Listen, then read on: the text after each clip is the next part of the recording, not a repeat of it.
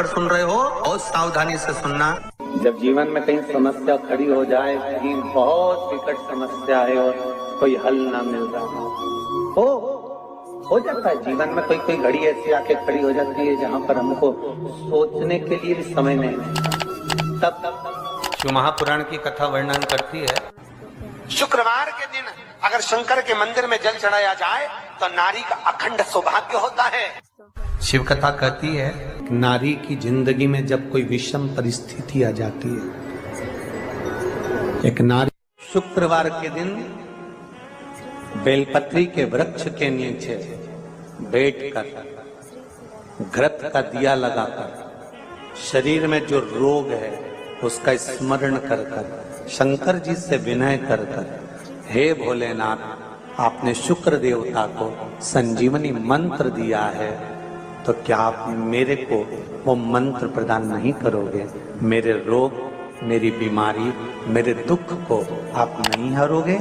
शिव से कहो ये शरीर आपने दिया है और भजन करने के लिए दिया है, स्मरण करने के लिए दिया है, कीर्तन करने के लिए दिया है, तो संभालोगे भी आप। और बेलपत्री की ओर मुख कर घी का दिया लगाकर महामृत्युंजय मंत्र का स्मरण कर लेने पर धीरे धीरे धीरे धीरे धीरे धीरे वो रोग समाप्ति की ओर आता चले जाता है। ये तुमरू का नाम कोई साधारण नाम नहीं है। पंच बेलपत्र, पंच पुष्प, पंच दुर्वा और पंच पात्र जल,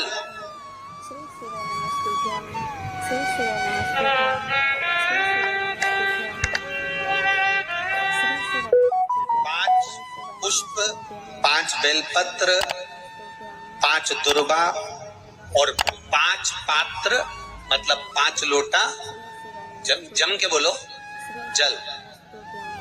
ये कोई साधारण नहीं। पंच बेलपत्र के साथ, पंच पुष्प के साथ, पंच दुर्वा के साथ, पंच पात्र जल के साथ, ये सहजता नहीं है। बहुत ध्यान दीजिएगा। बहुत जिन बच्चों के विवाह में देरी हो रही हो, बेटा बेटी के विवाह में देरी हो रही हो, या सफेद आंकड़े की जड़ तुमरुका जी के नाम से बांधने के बाद भी गर्भ नहीं ठहर रहा, तो ये नंदीश्वर शिव महापुराण की कथा खगड़िया में जो चल रही है बिहार में, इसके आज शुरू के दिन की कथा का स्मरण करिएगा। 5 बेलपत्र, 5 दुर्वा, 5 पुष्प और 5 लोटा जल।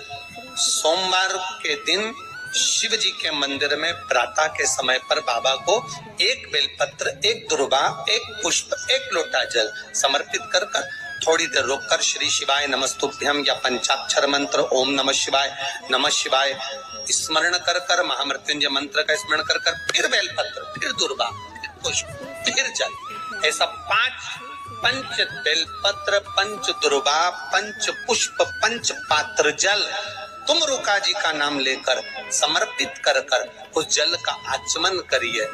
5 सोमवार या 7 सोमवार करिए, बाबा गर्भ अवश्य ठहराएगा और संतान अवश्य हो। तुमरुका जी के नाम का स्मरण ही जीव का आनंद दे जाता। बोल तुमरुकेश्वर महादेव की, नंदीश्वर महादेव की। शिवाय नमस्तुभ्यम। एक प्रश्न आपके भीतर, शिव महापुराण की कथा कहती है, विद्येश्वर संहिता कहती है कि 1 लोटा जल जब हम महादेव को चढ़ाते हैं, शिव जी को समर्पित करते हैं, तो उसमें से 1 अंश पितरों के पास चले गया, 1 अंश पूर्वजों के पास चले गया, 1 अंश वास्तु शास्त्र के वास्तु के देवता के पास चले गया, 1 अंश नारायण के पास चले गया, 1 अंश ब्रह्मा जी के पास चले गया, 1 अंश इंद्र के पास चले गया। विद्येश्वर संहिता कहती है कि शंकर जी पर समर्पित जल के 33 कोटि देवी देवताओं के हिस्से हो जाते हैं केवल 1 लोटे जल में से, 1 लोटा जल में से 33 कोटि देवताओं के हिस्से हो जाते हैं 1 लोटा जल में से। अब आपसे प्रश्न यह है जब से शिव महापुराण की कथा टीवी पर चालू हुई, जब से शिव महापुराण की कथा भारत के लोगों ने, विश्व के लोगों ने सुनना प्रारंभ करा, जब से शिव महापुराण की कथा लोग श्रवण करना प्रारंभ करे, सुनना प्रारंभ करे, तब से आज तक और उसके पहले का समय निकाल कर देखना। पहले जब आप किसी को पत्रिका दिखाते थे, हाथ दिखाते थे, तो लोग कहते थे कि पितृदोष है। बोलते थे कि नहीं बोलते थे? लोग कहते थे वास्तु दोष है, लोग कहते थे काल सर्प दोष है, इसका पूजन कराओ, पितृदोष का पूजन कराओ, काल सर्प दोष का पूजन कराओ, वास्तु दोष को सही कराओ। जब से शंकर को तुमने एक लोटा जल चढ़ाना प्रारंभ करा और दुनिया के लोगों ने शिव को मानना प्रारंभ करा, उसके बाद तुमने बहुत कम मात्रा में सुना होगा कि कोई कहता होगा कि पितृदोष है, कि वास्तु दोष है, कि काल सर्प दोष है।